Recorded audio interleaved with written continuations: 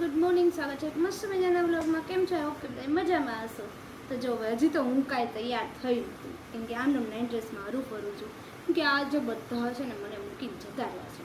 કેવલ, ધવલ, પપ્પા, મમ્મી બધા ચાર આજે ગયા છે કોલેજ એને રિપોર્ટિંગ કરવા માટે. અને આજે એક જ દિવસ રિપોર્ટિંગનો ટાઈમ આપ્યો છે, 31 જુલાઈનો. તો એટલા માટે એ લોકો આજને આજે જઈ આવવાનું છે. અને ટ્રાફિક એટલી છે, ફોન હતા તો કહેતા હતા આજે બહુ જ ક્રાઉડ છે એ કંઈ, એટલા માટે વહેલા મોડું થશે, એટલે તું રાહ જોતી નહીં. અને હું છું એકલી. તો જુઓ ભાઈ, આપણે સાફ સફાઈ કરી નાખી છે, છોકરાઓ જતા રહ્યા છે એટલે રૂમની એકદમ સરસ રીતે સાફ સફાઈ થઈ ગઈ છે. અને છોકરાઓની વાત કરું તો જો છોકરાઓની ઉતાવળ કેટલી હોય જવાની.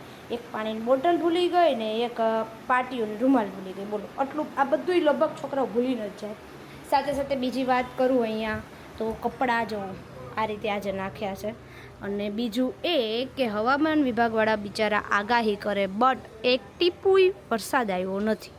અતિ ભારે વરસાદની આજે આગાહી હતી, બટ આજે એક ટીપું વરસાદ નથી આવ્યો. એણે બિચારાએ સ્કૂલ કોલેજોની અંદર રજા આપી દીધી, અને વાવાઝોડા જેવું હતું અને વરસાદ હતો, બે હતું. તો એમાં રજા આપી દીધી, છતાંય કંઈ ટીપુય વરસાદ નથી. આપણે એમ કહીએ ને કે સવાર પાળીની સ્કૂલ તો હવે છૂટવાનો ટાઈમ હોય, તો શુક્રવાર આકલ તારીખ છે. હા, આકલ તારીખ છે ને, તો બિચારા 11 વાગે છૂટી જાય, તો એક દિવસ તો એમને બગડ્યો. હવે આ બગડવાનું એક કારણ કહી દઉં કે છોકરાને સ્કૂલમાં રજા આપે ને એટલે વાહે ટીચરને લેફ્ટ થઈ જાય. શું રેફ્લેટ થઈ ખબર છે તમને લોકોને? કે જ્યારે એ લોકોનો અભ્યાસક્રમ છે ને, આ 6 મહિનાની અંદર સમય બહુ ઓછો હોય છે અને એમાંય રજાઓ હોય છે, બરાબર? જેમ કે 6 મહિનાનું સેમિસ્ટર હોય ને, એમાંથી 4 મહિના જ એ લોકોને મળતા હોય છે. જૂન, જુલાઈ, ઓગસ્ટ, સપ્ટેમ્બર અને ઓક્ટોબરની અંદર તો એક્ઝામ આવી જ જાય છે. તો 4 મહિનાની અંદર 6 મહિનાનો અભ્યાસક્રમ કવર કરવાનો અને સાથે સાથે 3 મહિનાની ઓછામાં ઓછી 5 થી 6 રજા, બરાબર? એટલા એટલે 8 દિવસની તો રજા, એટલે એક અઠવાડિયું તો એમાં જતું રહે. એમાં આ વરસાદનું કારણે 2-3 દિવસ આગળ રજા, એક દિવસ આ, એટલે 3-4 દિવસ એ. એટલે અભ્યાસક્રમની અંદર ટીચરને એટલી તકલીફ થાય, એટલી લેફ્ટ રાઈટ લેવાઈ જાય બિચારાની, એની વાત ન પૂછો. આ એક મોટો લોસ ટીચરને અને સ્કૂલવાળાને. અને પછી કંઈક ને કંઈક જુગાડ કરવા પડે, કંઈક ને કંઈક અભ્યાસક્રમમાં ફેરફાર કરવા પડે, એક્સ્ટ્રા લેક્ચર લેવા પડે, આવી બધી તકલીફો થતી હોય છે. તો જેથી છોકરાઓને પણ બોજ લાગે એક માથા ઉપર. 4 મહિનાની અંદર 6 મહિનાનો અભ્યાસક્રમ, એમાં 8 દિવસ રજાઓ, બીજી 8 દિવસ રવિવારની રજાઓ ગણવાની, આ તે બધું બહુ આમ અલગ જ લાગે. એટલા માટે આ બધી અત્યારે નુકસાની પણ છે. અને કંઈ વાંધો નહીં, અને સેફટી માટે આ લોકો રજા આપણને આપે છે. બટ હવામાન વિભાગવાળા તો બિચારા આખો દિવસ બધું આમ જાણી જોઈને રજા આપે, અને એમાં અત્યારે આવે નહીં. એટલે બધાનો મગજ એવો જાય ને કે ભાઈ આટલું કરવા છતાંય વરસાદ ટીપુય પડતો નથી એમ. તો બસ આવો ને આવો જ કંઈક દિવસની આજે શરૂઆત થઈ. પણ અત્યારે ટ્યુશન તો ચાલુ હતા ને, છોકરાઓને રજા ભલે ન હોય. આ એક દિવસની રજા બિચારાને, એમ તો ટીચરને બિચારાને લેફ્ટ રાઈટ થઈ જાય અભ્યાસક્રમના કારણે. ગાંધીનગરમાં બિલકુલ વરસાદ નથી, તમે સાંભળો છો ધવલના સમાચાર, બરાબર? અને સાવ એકલાને જ જવાનું. એટલે તમે બધા ક્યાં વેટિંગ એરિયામાં છો કે બહાર હોવ?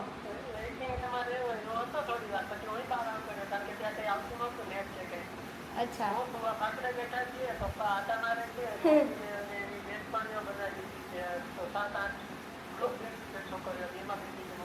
બેનપણીઓ બનાવી લીધી મમ્મી?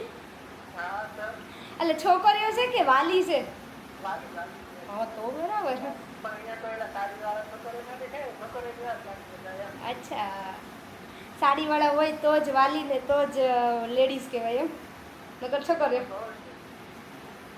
કંઈ વાંધો. તો જો આજે એક મોટામાં મોટું કામ કર્યું છે મેં, વોશિંગ મશીનનું ટબ ક્લીન કરવાનું.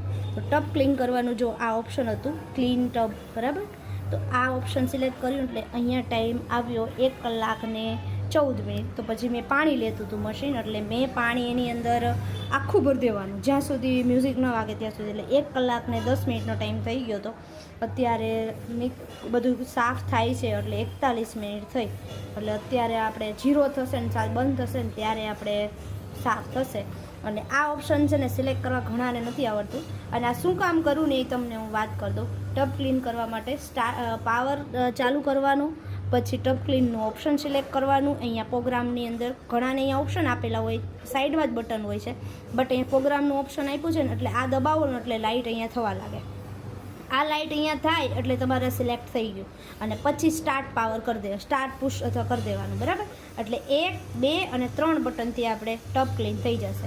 હવે આની અંદર મેં છે ને 2 મહિના પહેલાં એક ટબ ક્લીન માટેની, વોશ ક્લીન માટેની એક પાવડરનું પેકેટ લાવી હતી, એ અંદર એડ કરી દીધું હતું અને પછી મૂકી દીધું છે.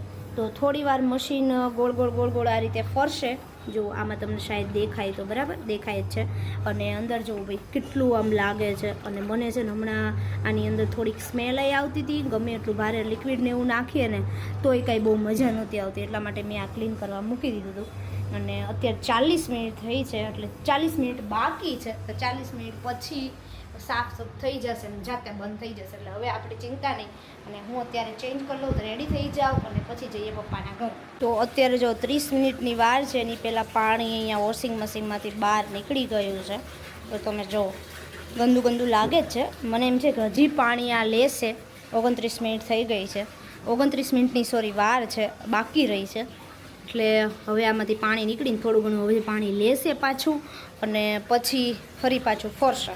તો એમાં કદાચ વધારે કચરો નીકળે. આ તો થોડોક ઓછો લાગે પણ તોય છે ખરા ગંધારું પાણી. અને પાણી આવી ગયું છે ને તો મેં કીધું ચલો હવે જાતા થોડુંક આની અંદર પાણી એડ કરતા જઈએ એટલે ઉપર ઓછું લે, અથવા તો મોટર ચાલુ કરી દીધી એટલે જાતે લઈ લેશે. હવે કંઈ ચિંતા કરવાની જરૂર નથી. એટલે મેં અત્યારે મોટર ચાલુ કરી દીધી, ઉપરની ટાંકી ભરાઈ જાય એટલે વોશિંગ મશીનમાં ચિંતા. હું પપ્પાના ઘરે આવી ગઈ છું અને શેના માટે આવીશ? આના માટે, આ પંખા માટે. તો મમ્મીએ મને સ્પેશિયલ આમંત્રણ આપ્યું હતું કે તું આવજે નવરી થાય એટલે, અને મને પંખા લઈ દેજે. અને મમ્મી અત્યારે જો રસોઈ બનાવે છે અને હું અહીંયા પંખા લેવાનું કામ કરું છું. તો જો બધું લઈ લીધું છે, ડોલ ને પોતું ને એવું.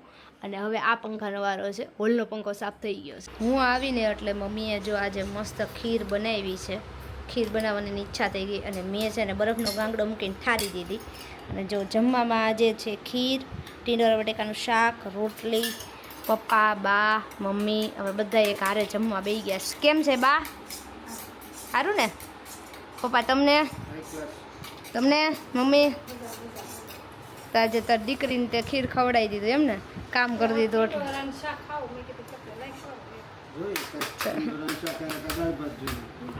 એટલે ખીર કરી નાખી.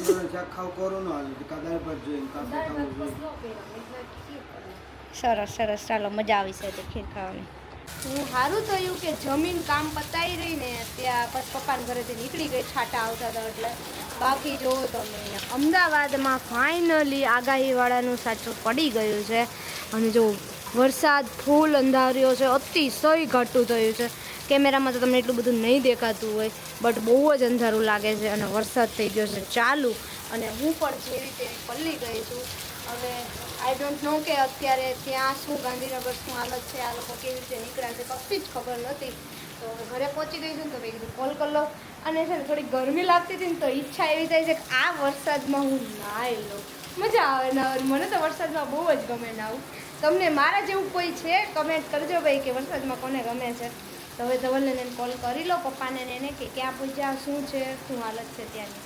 તો મમ્મીની લોકો 2:30 આવી ગયા હતા. અને અત્યારે ભાઈ 5 વાગે બંને ભાઈઓનો નાસ્તો બને છે, ઇડલી ચટણી. તો બંને ભાઈઓને એક ડીશ આપી દઈએ. એકને નાની ઇડલી વધારે આપી છે, એકને મોટી ઇડલી વધારે આપી છે. એટલે બંનેને એક સરખો નાસ્તો આજે આપણે રેડી થઈ.